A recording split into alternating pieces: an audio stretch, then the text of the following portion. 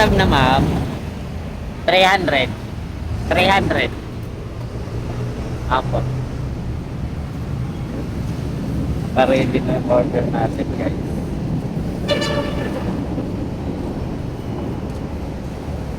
So nakuha ko na yung unang pick up.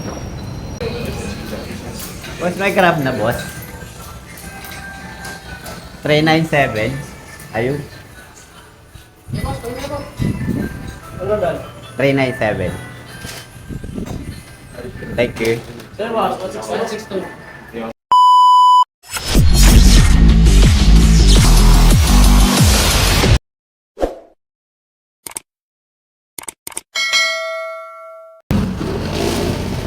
Good afternoon guys. So meron tayong booking sa may Korean street food. So pupunta tayo sa store kung saan pin location ang store nila. Sana naka-ready na yung order natin.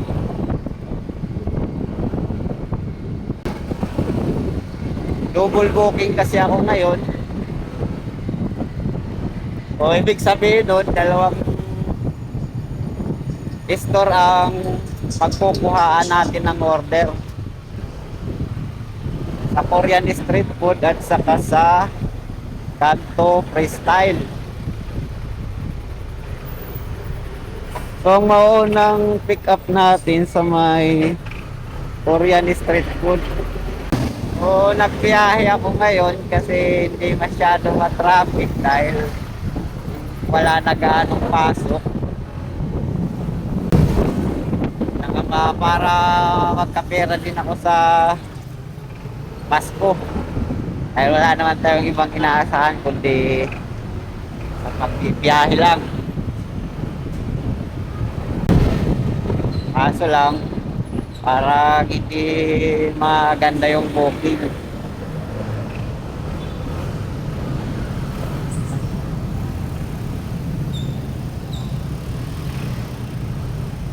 So dito na tayo sa merchant.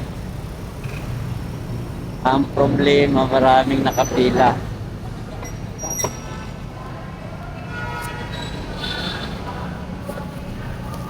Try natin itanong kung nandiyan yung order natin.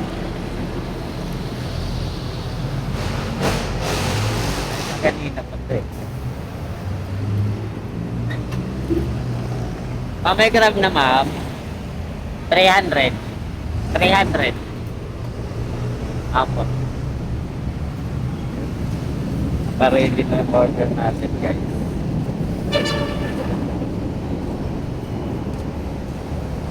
So nakuha ko na yung unang pick up. Pupunta na naman ako ngayon sa pangalawang pick up kung saan nakapin location yung store. So ito yung tinatawag na double book.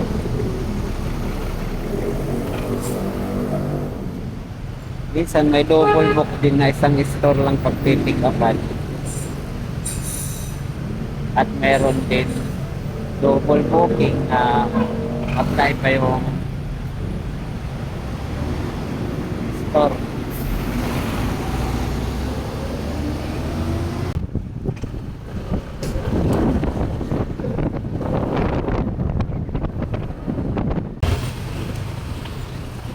So nandito na tayo sa pangalawang pick up.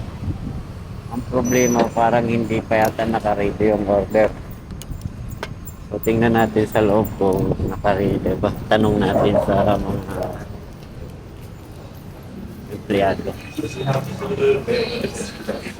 Boss, may grab na boss? 397. Ayun. 397. Thank you. Sir, boss, 16162. So nakuha ko na yung pangalawang pick up ko dito sa may Kanto Freestyle. So pupunta na tayo kung saan yung unang drop off.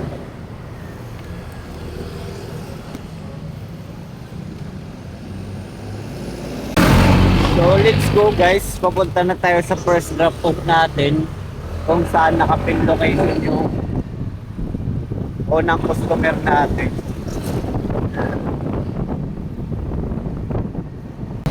So nakarating na tayo sa unang drop off. So pinunta ko na si customer para bumaba. So hindi pa binabasa yung chat ko, tatawagan natin.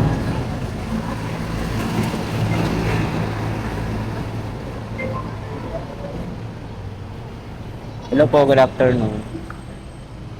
Ano po, pababa na. Sige po ma'am, salamat po. So pababa na daw yung customer natin.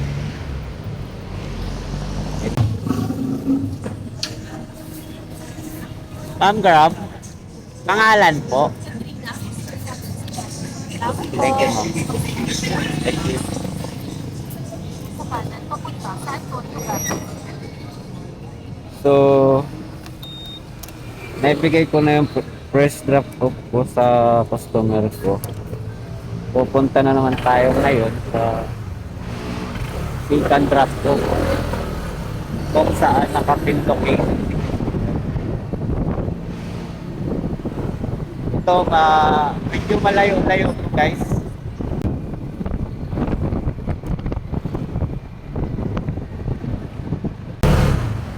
Deliver. Bagde-deliver lang po. Kanino po? Kay Karen. Karen na. Napapasok lang ako. Karen Walang apelyido eh. Lumabas kasi si Karen eh. Sinong Karen? Bora? Wait lang, tatanong natin.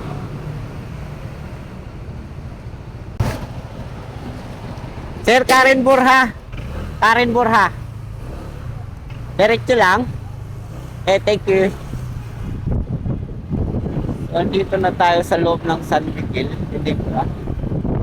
Kaya nakikita yung mga days dyan.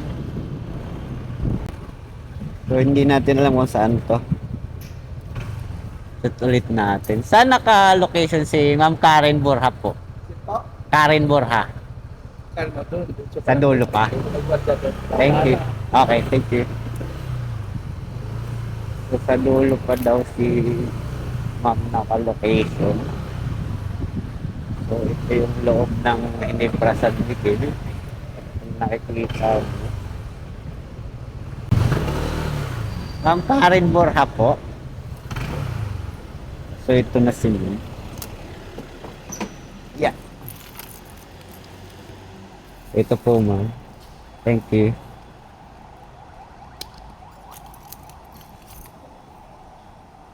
So yun guys, nabigay ko na yung pangalawang drop off sa ating customer. Lakas na tayo sa San Miguel para balik tayo sa area kung saan tayo naghihintay na booking kasi. Sir, thank you.